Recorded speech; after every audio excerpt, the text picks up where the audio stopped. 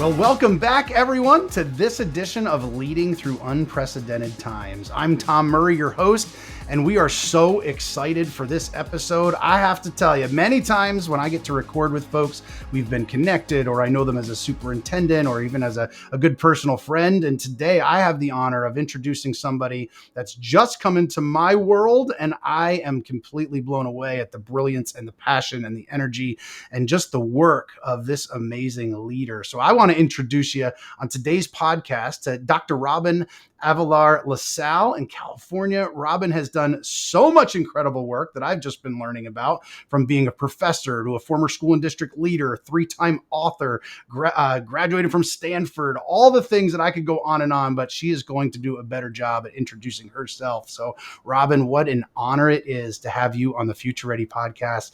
Thank you so much for giving of your time. How are you today, my friend? Oh, I'm wonderful, and thank you. It's truly a privilege to be with you, and thank you for the work that you do in sharing good practice Awesome.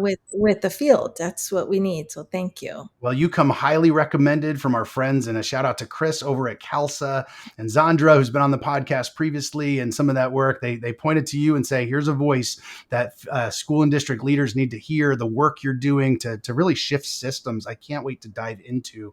So what an honor it is. So for our listeners here today, just if you could give a little bit about your background, the work that you've done previously, your experiences, and then even what you're working on today. Of course, it'd be my pleasure. So I'd like to say I'm a young pup, but that would be a big lie. So I spent a whole career in the system, like everybody I know, from being an instructional assistant to a teacher to a out of classroom leader, a principal, a district office administrator, university professor, etc. I don't know if that means I'm good or I can't keep a job. I can't tell. But whatever the case is, now going almost on 27 years ago, I sort of defected from being inside the system to more of the fringe. And I realized that there's the work that we have to do in schools and districts is so challenging from so many different directions that when I was in the system, I could use some help. And so I decided to start an organization that is now called Orenda Education. And what we do is partner with schools and districts. We're all former insiders, so we're all experienced with all the jobs. And what we do is work to identify what the systemic um, inequity traps are in particular schools and districts and try to um, help in providing technical assistance to overturn or to release those traps and provide greater opportunities for the adults in the system to give students the chance everybody deserves to have a premium education. So that's my story. More importantly, I was drill team captain twice of my high school swinging sweethearts drill team. So that I think that's where my bossiness comes and my you know Those, tenacity. we'll call them leadership skills here, there as well, right? The book, Everything You Ever Learned, I learned in kindergarten. Well, How mine is about it? everything I learned in drill team. Oh, So that that's is good. That is good. In Future Ready has done a lot of work in California, and all folks that I talked to about the work you led said you're such an influencer in the space because you get deep real quick around systems and historical reasons for why things are the way they are. It's been said, and I'm sure we've all heard that quote of like our systems are perfectly, or the results we're getting today are perfectly aligned to the systems that we've created. Like we're getting the results for what they're set up for. But I know you really work to get at the root of some of those issues and problems. And I'd love to dive into some of that system work that you're leading. yeah. So talk to us a little bit about, maybe if you would, even just starting at that root, some of the issues that have been so entrenched in our system for a long period of time that, we see continuously, even though we've tried to do a lot of work, some of the outcomes of those issues that have been long existing. So maybe talk, if you would, just about some Yeah. of those root causes. You know, this is what I think about. I think school systems are like icebergs where 90% of what's actually going on is not visible to the naked eye. We see the stuff on top, and that's what we get upset about. We get upset about test scores and attendance and behavior and graduation rates, etc. But what's really going on is beneath the waterline that is very hard to see for outsiders. It's also very hard to see for insiders because you can't see the spots on your own carpet anymore. It's you. It's ubiquitous. It's become normalized. So that's why having a little outside living help is sometimes advantageous. But we think about it like this: beneath those outcomes that we see are policies. So these are manufactured outcomes, but beneath that are practices. So practices, well, this is how we always do it. How did you do that? Oh, this is how we do it here. That turns into policy. So what goes beneath that? Well, beneath that, and at the very bottom of the iceberg, are beliefs and expectations. So beliefs and expectations that we have because we're mere mortals. I'm not about blaming. I always say educators, we are good people. We're not evil. Well, to be honest, maybe there are two evil ones. Maybe I'm related to one or something. I mean, we have everything too. I don't want to be disingenuous, but as a group, we're great human beings. That's why we're in the profession. But we're mere mortals. We watch TV, we live life, we have experience. And so with that come beliefs about people and groups of people. And that turns into expectations that are different for different groups of people. That just comes with being human. The danger in that is if we don't realize that as a system, that turns into practices and that turns into, um, uh, behaviors that turn into policy and rules.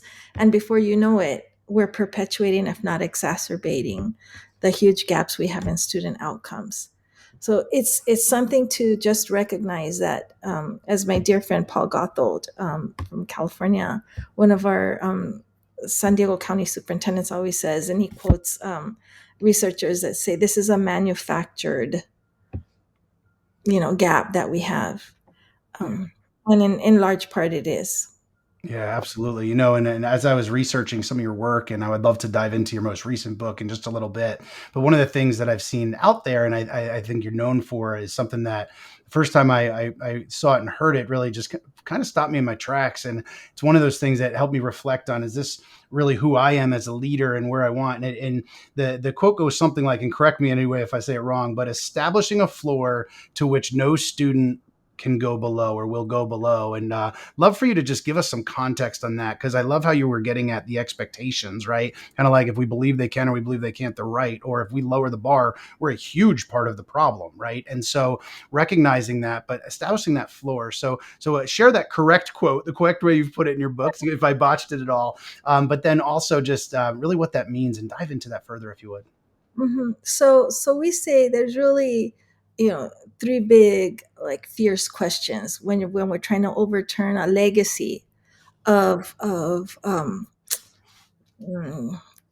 a difference, huge difference in outcomes for students from different demographic groups. Always the same groups, of course. And the first fierce question is, what's the floor?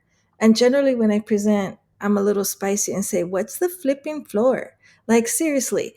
And if people knew that we as educators don't agree on what the outcome is that we expect of all students, I think they would be mind blown. But we don't agree. And I could go on with examples of that, but I'll give you one. And let's say kindergarten. If you go to a school and you say, or a district, how many sight words should kindergartners be able to read by the end of the year? You will get answers that range from 0, and there are philosophies behind that, to 200. And there's philosophy behind that as well. If, and generally speaking, the decision about where to land on somewhere on that continuum will be correlated to zip code. In some neighborhoods, this is much more hotly debated than others. I'm not blaming, as I said, it's a systems issue. But if we can't agree on that, just imagine the difference in a student coming out of kindergarten, going up through the grades, depending on what you believe about this or that. So if we don't agree on that, how can we agree on what the floor should be for students who graduate from high school. We think we agree, but in practice, we really have different floors. So we say we want them to graduate. Okay, well, graduation requirements are completely different across the country. Well, what does graduation mean? Do we want all students to be college ready? Everybody's saying college and career ready is the floor for everybody. Well, that's interpreted completely differently depending on the neighborhood.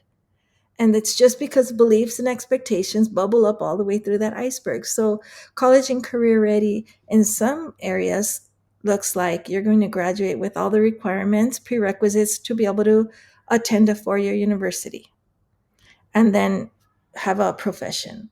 In some neighborhoods, it means you will graduate and be eligible to go to a community college, which requires you to be 18 years old. That's it. And a career is a trade or a job anywhere. It's vocational education of yesteryear. Those differences tend to be ascribed by demographic group to demographic groups. It's what we think is best for them. Um, Yet when we survey and interview students and parents, what we think students and parents want for themselves is often completely misaligned to our interpretation of what that floor should be. So what's the floor mean? What about this? Okay, we want everybody to be university eligible, or everybody just to graduate from high school, unless you're an English learner. And then we have something different for you. Or unless you're a student with disabilities, then we have a different floor for you. In practice, we have different floors. And that stems from what's at the very bottom of that iceberg, and it bubbles up. And then very bad things happen for large groups of students because of that. So we say, what's the floor? And there should be one floor. And I'm going to be very bold and tell you, in the previous book called Shattering Inequities, there's a equity hook in there, an equity hook that we use. And it's, I don't want to tell you what to do because nobody wants to be told what to do. But I want you to want this. So I want you to want you, the royal you. I want us to want this to be the floor. I want us to all agree that we want our students in a K 12 system, pre K 12 system, to graduate 4 year university eligible and academically prepared. And what that means is right away I'm hearing people say, no, everybody's not going to college. Yeah, don't I know that? I do know that. I have 4 children and one did not go. 3 did. It's just life choices. But we don't want to make the decision for them. We want students to go through the system having the premium education. The floor should be that which we think is good enough is the floor for students who are going to a 4 year university. That just means they have the course of study, they're on grade level all the way up, they have the rigorous pathway, then they graduate, and then they can make every life choice that they want because none of the options are closed to them. That's the floor I want for all our kids. I think if we all back mapped from that floor for every student, we would have a different system. That's what we're working very hard to do. I couldn't agree more. Beautifully said, and a good challenge to all of us for sure. One of the things is I'm actually over here taking notes as you're talking, and love learning from you and the mindset that you share. And one of the pieces that I heard you talk about students and kind of that notion of voice, and I think sometimes we can fall in the trap of we need to give students a voice, and I love to reframe that as like students have a voice. Are we listening? Are we asking? Are we implementing? Are we giving opportunities based on what you said, what they want? I love to refer to it as when they walk across that graduation stage, they can then live life on their own terms, right? And I love how you said we're not boxing kids into they have to do this, but it's an opportunity if that's what they ultimately decide what they want to do because they've been given that floor that provides that. Absolutely love the way you frame that. And I would love to dive into your most recent book, Where Equity Lives, that was written, I believe, published last summer, if I saw that, and was previewing that a little bit. And just, I think that's a good lead because the things that you're talking about, obviously you do a lot of work in California and some other places, but, across the board nationally are massive issues. And so talk to us about where equity lives, some of the key tenets of that, and what listeners might find intriguing about that and why they might want to pick it up. Well, first of all, it was co-written with Dr. Ruth Johnson, eminent scholar in data and equity, for forever. So she's a good enough reason right there just to pick up the book to learn something. My mentor. Uh, the book really is, the premise is this: do we know that there's a historical legacy of advantaging some students and disadvantaging others by demographic group in the country? The answer is yes. It stems all the way from redlining in residential housing. So when you relegate certain communities to certain neighborhoods, and then on top of that you say, and you have to go to your neighborhood school, or you go to jail, then we have a system set up perfectly designed to have differential outcomes. So if we know that's true, and we do, and we know that there are places that are overturning the historical legacy of inequitable outcomes, because there are, we know that. And we know that there are practices that are associated with high performing schools and districts that serve students who are historically vulnerable to academic struggles. If we know those things are true, and everybody knows that, then why do we still have them? And that's the premise of the book. Why? And what we did over 25 years of doing this work, we've been in over 300 schools and districts, small, large, urban, rural, K-12s, 3-5s. My gosh, what a mishmash of configurations we have. And the research question was, if we were to comb through all of these studies that we've done of all of these places, looking for the systemic explanation as to why, what are the practices that we have total control over that are, if not creating, definitely maintaining or exacerbating these gaps? What are there any in common? And it turns out that there are 5 most common systemic inequity traps that we tend to have fallen into over the last several decades. And that's what the book is about. And what it's organized around are 3 of these questions. The first is, what's the floor? And the expose is, we don't have one. We have multiple floors, and we justify it, and we continue. And that's what I'm most worried about right now. Right now, in real time, is that I'm going to say something that's kind but raw, a raw truth. We as an educational community don't have the depth of knowledge to be able to combat. We don't have the research base, we don't have the scholarship, we don't have the ability to articulate a coherent understanding of the forces that are coming at us, that are creating rules and dictates and mandates that we are complying with, because we're either too busy to stop and think about, well, what is it that they're telling us to do, or because we don't have that depth of knowledge to be able to combat it. So yeah, that's my big worry right now when it comes to directives that are coming out right now about the floor, for example, related to messing up this floor idea. Things like interventions. After COVID, oh my gosh, students didn't learn as much when they weren't in school. Okay, yeah, they weren't in school. Some students actually learned more, and that's from certain Yeah. socioeconomic communities. Yep. But working class kids did not learn more when they were not in school. If you recall, during that time, we got a mandate that said, we have all this money to give you across the country, but in order to get it, you have to do something. And that is, everybody's going to learn from home except the following groups. If you're an English learner, if you're a student with disability, if you're a struggling student, if you're housing insecure, so all the vulnerable groups, the ones that are at the bottom of that space between the higher performing and lower performing, then they have to have an opportunity to go to school, which at face value makes a lot of sense. But if you go back historically, that's tracking, plain and simple.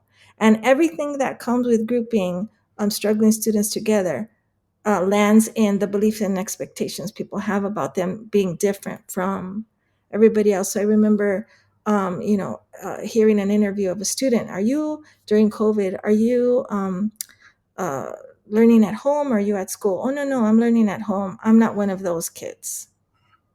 The- So we look myopically. And while that was happening, I was thinking, in non-COVID times, if anybody were to tell us, you know what, let's take all struggling kids and put them over here and let's let everybody else learn over there, we would have, rioted.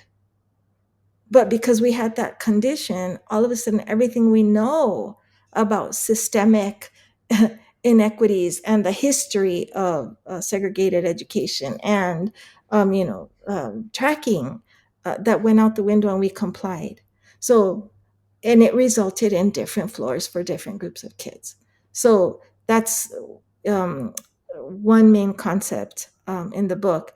The second is, and I'll just stop with this, is that to ask the question after what's the floor, under what conditions?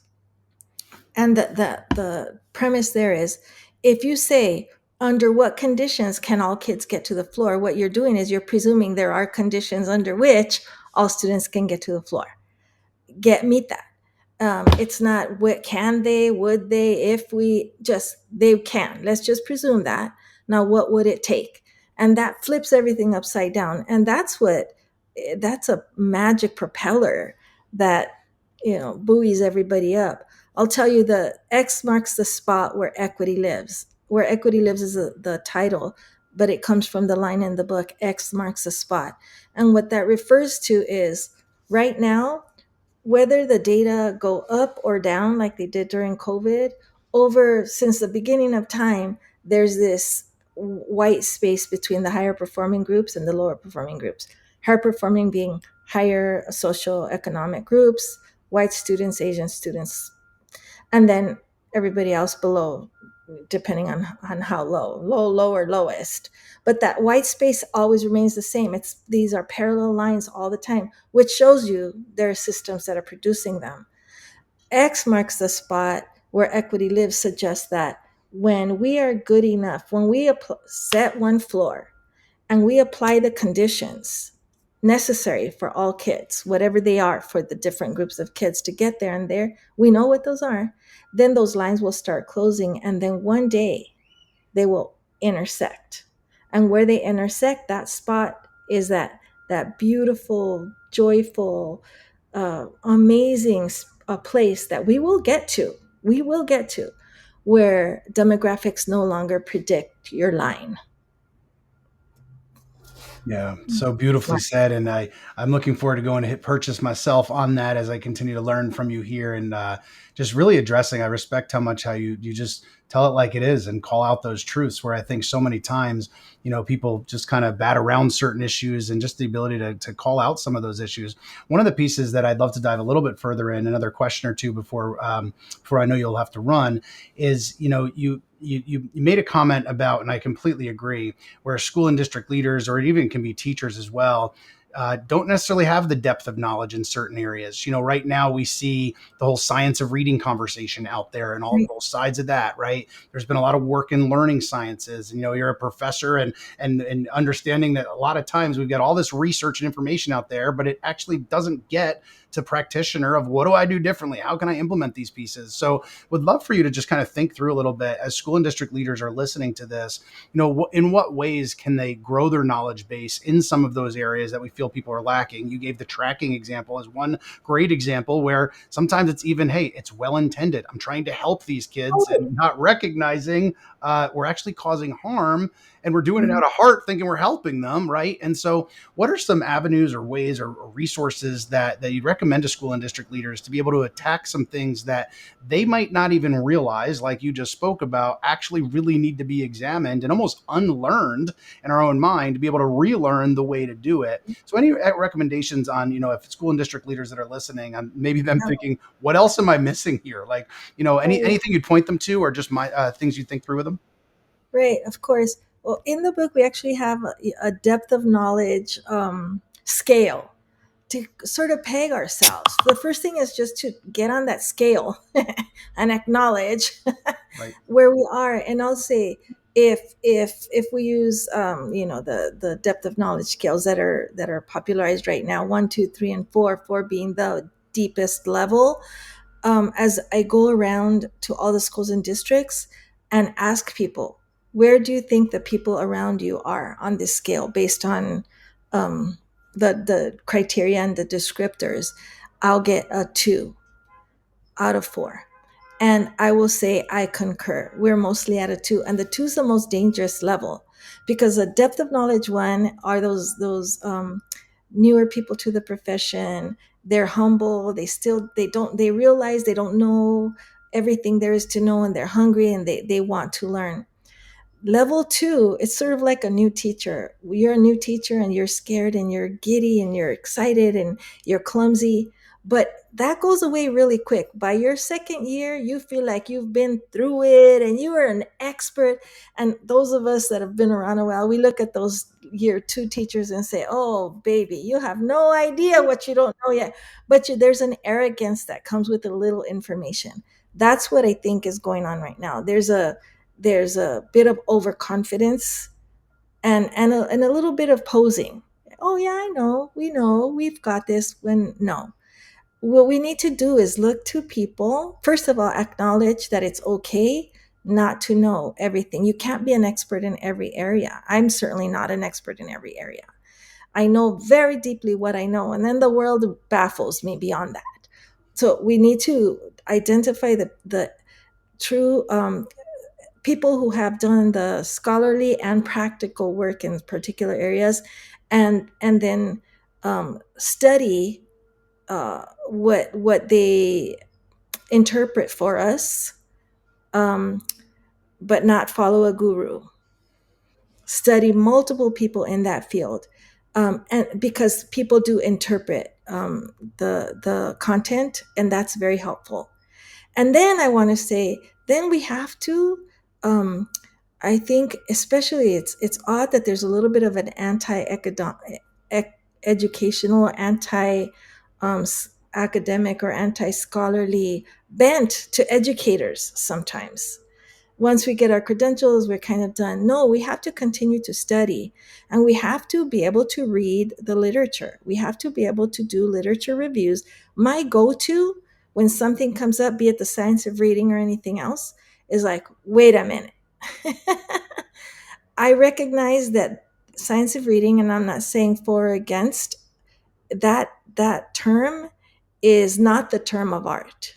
That is a brand. So recognizing that whatever we talk about, what is the term of art, the scholarly term where the research lands, and then what has become branded, and separate those two. My doctorate is in language literacy and culture, which is all about research in literacy.